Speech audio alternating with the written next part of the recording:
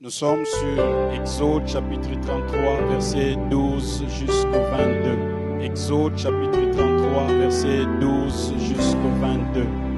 Moïse dit à l'Éternel, « Voici, tu me dis, fais monter ce peuple, et tu ne me fais pas connaître qui tu enverras avec moi. Cependant, tu as dit, je te connais par ton nom, et tu as trouvé grâce à mes yeux. Maintenant, si j'ai trouvé grâce à tes yeux, fais-moi connaître tes voies. Alors je te connaîtrai et je trouverai encore grâce à tes yeux. Considère que cette nation est ton peuple. » L'Éternel répondit, « Je marcherai moi-même avec toi et je te donnerai du repos. » Moïse lui dit, « Si tu ne marches pas toi-même avec nous, ne nous fais point partir d'ici. » Si c'est ta Bible, souligne cette partie. « Si tu ne marches pas toi-même avec nous, ne nous fais point partir d'ici. » Comment sera-t-il donc certain que j'ai trouvé grâce à tes yeux, moi et ton peuple? Ne sera-ce pas quand tu marcheras avec nous, quand nous serons distingués? Ici c'est ta Bible, souligne distingués. Moi et ton peuple, et tout le peuple qui sont sur la face de la terre. L'Éternel dit à Moïse, je ferai ce que tu me demandes, car tu as trouvé grâce à mes yeux. Je ne connais pas ton nom.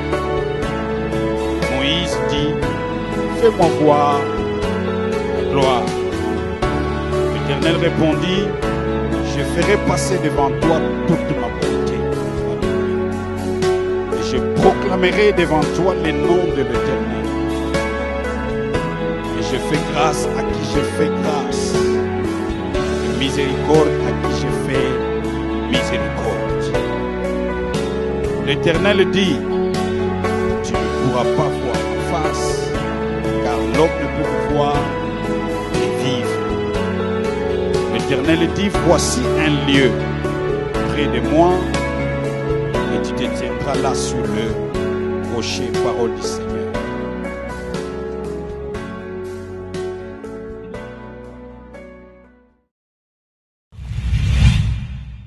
Mise en place de la nouvelle génération. Quand nous vivons sur cette terre, soit tu donnes, soit tu reçois.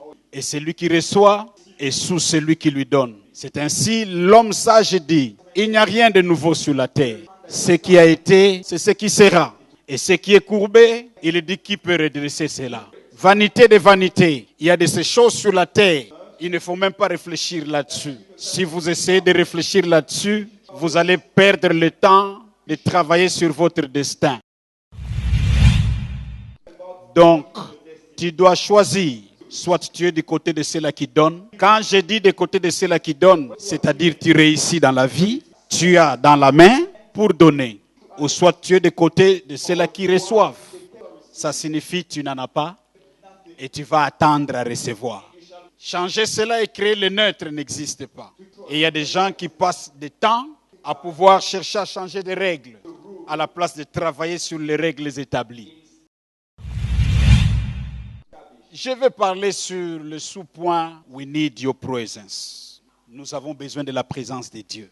Écoute mes amis, pour dominer, suivez-moi très bien, pour dominer sur la terre, nous avons besoin de la présence de Dieu. Vous savez, quand nous parlons de la domination, la première personne qui a prononcé ce mot, dominer, c'est Dieu.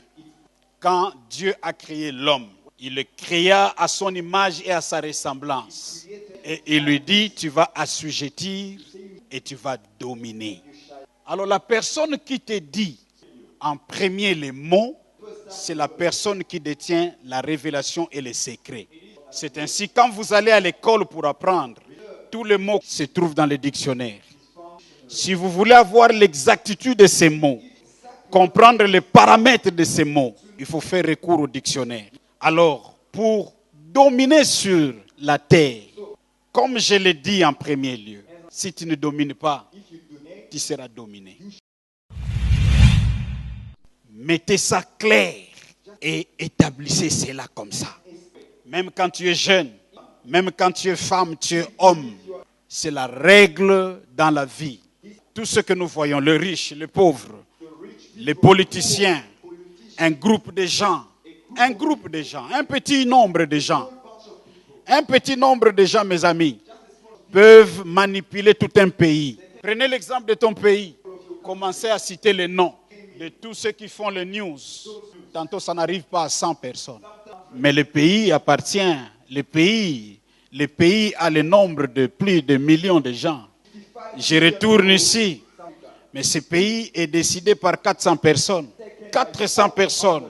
Ces gens siègent là-bas et ils décident sur le sort de 55 millions. Pour arriver là-bas, ces gens ne sont pas arrivés là-bas par chance. Ils ont compris qu'ils voulaient influencer leur pays. Ils ont taillé les parcours jusqu'à aller là-bas. Donc vous comprenez que nous pouvons parler, mais si ces gens décident et ils font l'erreur et que la guerre entre dans ces pays, j'ai dit ils font l'erreur dans leurs décisions, la guerre entre dans ces pays, même les églises, nous n'aurons pas le culte de dimanche. Ce n'est pas parce que nous intercédons, c'est la loi de dominer et de ceux qui sont dominés. Soit vous êtes dominés, soit vous dominez. Donc ce camp-là existe et ça sera même jusqu'à l'éternité. Soit vous êtes au ciel avec Dieu, soit vous êtes en enfer avec Satan. Donc les deux camps existent. Nous l'avons trouvé et nous allons laisser cela. Notre choix, c'est de chercher à savoir que dois-je faire pour dominer. Alors quand Dieu nous appelle dans une année, il dit « Je vous fais grâce ». C'est ça le thème de l'année. C'est ça la pensée divine, de dominer totalement. Donc tu dois comprendre que je dois saisir cette grâce. Je dois chercher à comprendre. À comprendre. Mes amis, ce n'est pas l'affaire d'un lieu. Vous avez été dans votre pays, soit vous avez été dans votre province. Vous avez pensé que venir ici à Durban, quitter la province, c'est là vivre le top. Ce n'est pas le cas. Il faut chercher à comprendre les règles. Vous pouvez venir ici et vous dites que non, ça ne marche pas. Je vais aller à Londres et je vais vivre mieux là-bas. Mais le problème arrivé à Londres, c'est dans quel camp vous allez vivre. Parce que le camp des réfugiés, c'est toujours le camp de ceux qui sont dominés. Donc vous allez arriver là-bas, vous êtes réfugié aux États-Unis. Le réfugié, c'est le camp des dominés. Vous allez dépendre peut-être du social. Et quand vous vous mettez par rapport à la situation de ces pays, cela ne va pas vous aider réellement. Donc le problème, ce n'est pas le lieu géographique. Le problème, c'est de chercher à connaître les règles. De façon que même si je suis à Londres, que je me retrouve du côté de ceux qui dominent. Même si je vais aux États-Unis, que je me retrouve du côté là de ceux-là qui dominent. Même si je me retrouve au Congo, l'endroit où vous pouvez penser que les gens ne peuvent rien faire. Mais je me retrouve du côté de ceux-là qui dominent. Même si je me retrouve dans la brousse, que je me retrouve dans le camp de Tarzan, de ceux-là qui dominent. That is the rule. Ça n'a rien à voir avec les lieux. Même si je me retrouve du côté de Durban, que je me retrouve des coins de ceux-là qui dominent. Même si la circonstance m'amène à devenir Shege. Mais quand vous observez les Shege, vous allez constater qu'il y a des gens qui dominent parmi les Shege. Donc le problème c'est ça. Ce n'est pas les lieux, ce n'est pas la circonstance, mais de quel côté? Nous venons de lire un homme puissant. Chaque fois que je lis ce texte, je me pose la question. Qu'est-ce qu'un homme peut chercher de plus après avoir vu tout ce que Moïse a vécu? Qu'est-ce qu'un homme peut chercher de plus? Nous sommes dans une génération où que ce soit les pasteurs, que ce soit les hommes d'affaires, que ce soit les politiciens, tout le monde cherche à devenir fameux. Quand quelqu'un est dans l'église, il impose la main à quelqu'un, la personne tombe, les démons se manifestent, la personne est guérie. Après quelques mois, il a des titres. Il devient pasteur. 3 mois après, il devient apôtre. Et 6 mois après, il devient archibishop.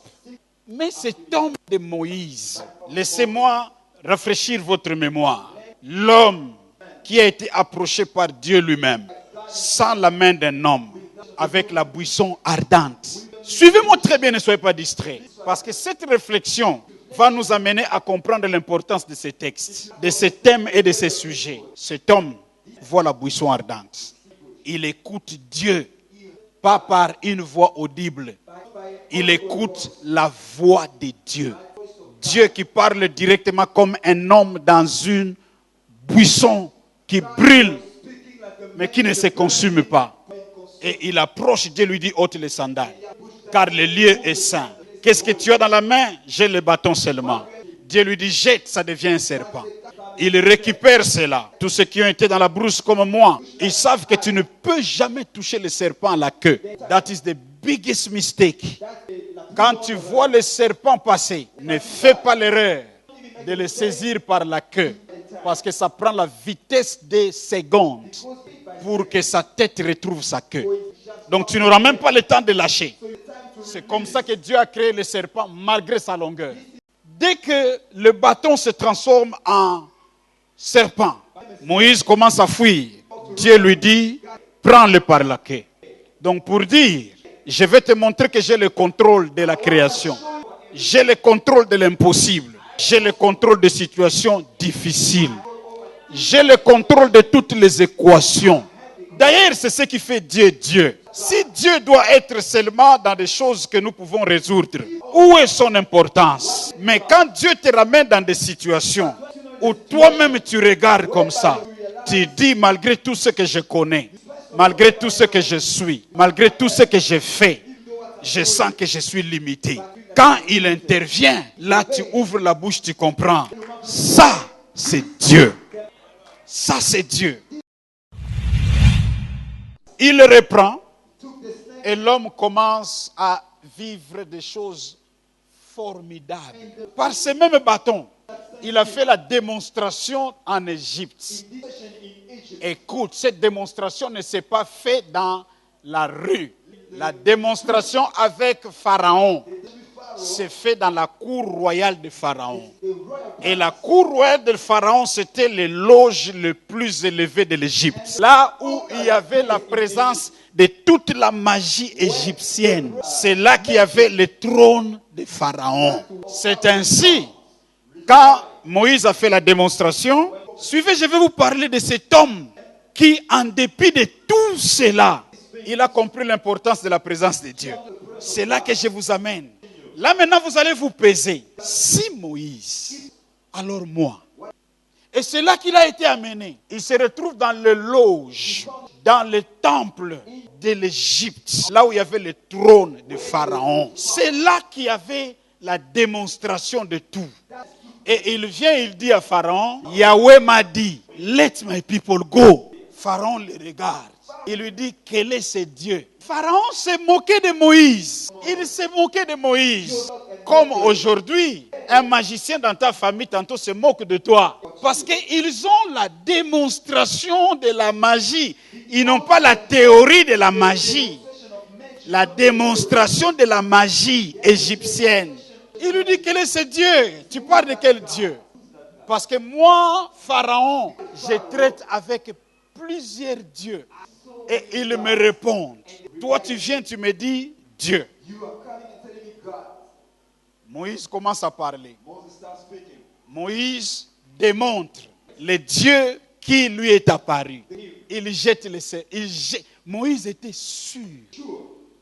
Parce qu'il n'a jamais vu la buisson ardente. Il était sûr que c'était le dernier numéro. Pharaon allait fuir. Et ça allait être la libération. Trop sûr. Il jette. C'est comme peut-être tout ce que tu connais de Dieu. Tu es tantôt sûr que tout ce que je connais de Dieu, ça va libérer le parcours de ma vie. Mais tu seras étonné que tout ce que tu connais de Dieu n'est pas suffisant pour changer ta vie. Il y a des choses qu'il faut encore chercher à connaître. Il y a plus que ce que tu connais. Moïse jette. Le serpent sort. Pharaon rigole.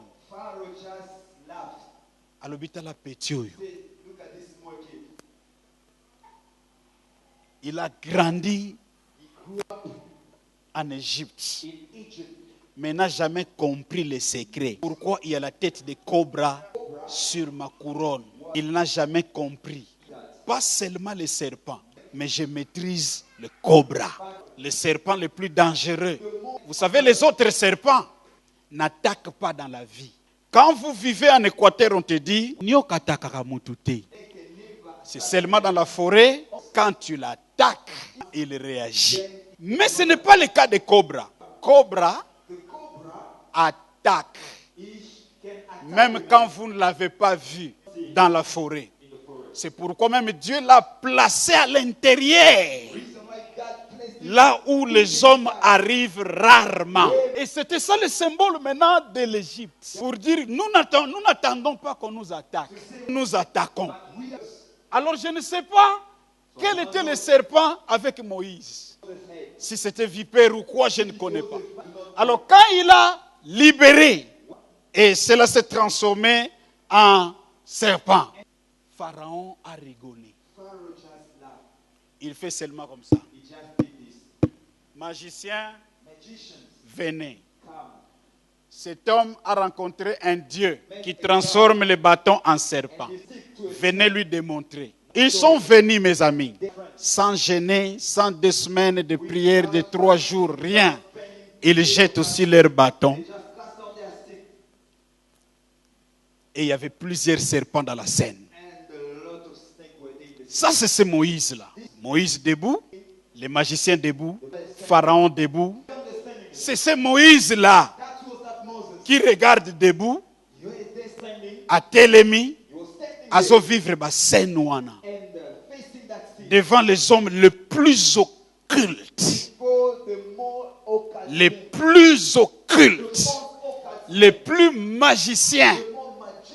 C'est la démonstration du ténèbre.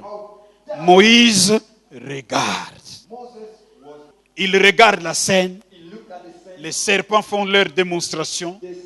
Chaque serpent veut prouver ce qu'il est. Pharaon regarde. Moïse regarde. Les magiciens regardent. Les serpents de Moïse commencent à avaler chaque serpent.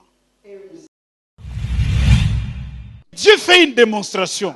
Le serpent de Moïse commence à avaler les serpents de Pharaon. Ils étaient au nombre de combien, ce n'est pas repris, mais ils étaient plusieurs.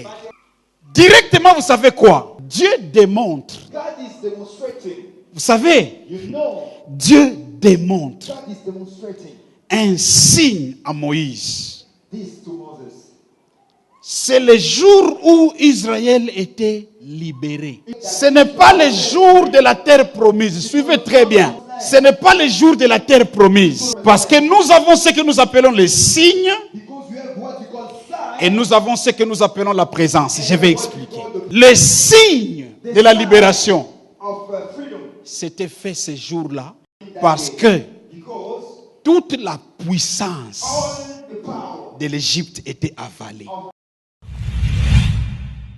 Tous les serpents qui faisaient la force de l'Égypte étaient avalés ce jour-là. Quand il a terminé le dernier serpent, Dieu dit à Moïse, reprends par la queue. Il a repris par la queue, c'est redevenu le bâton. Écoute maintenant, le bâton de Moïse, en ce moment, regorgé, est la puissance de Dieu et la magie de l'Égypte. Vous n'avez pas encore ceci. Et la puissance de Dieu et la magie de l'Égypte. Mais cependant, il n'était toujours pas libéré. Tu as cru en Jésus.